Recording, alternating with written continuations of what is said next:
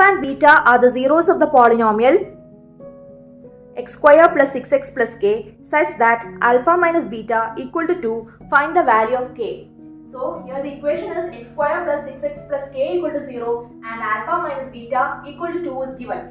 Let this be equation number 1.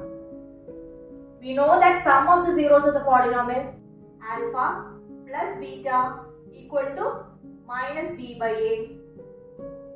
Alpha plus beta equal to minus b is the coefficient of variable x, that is equal to minus 6, and a is the coefficient of variable x square, that is 1.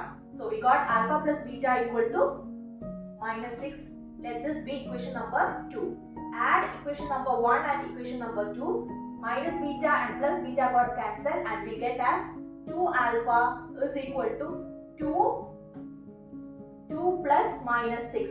Here greater number is having negative sign. So subtract it and put the negative sign. We get it as minus 4. 2 alpha is equal to minus 4.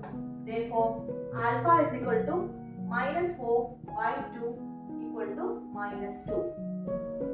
We know alpha plus beta equal to minus 6. Therefore, beta is equal to minus 6 minus alpha.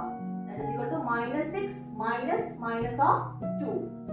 That is equal to minus 6 plus 2 equal to minus 4. So we got alpha and beta. Next we can find out the value for alpha into beta. What is alpha into beta? That is the product of zeros of the polynomial equal to c by a. Here c constant is equal to k and a is equal to 1. So alpha into beta, that is minus 2 into minus 4 equal to k equal to 2 into 4 equal to 8. Therefore, we got the value for k as equal to 8. K is equal to 8.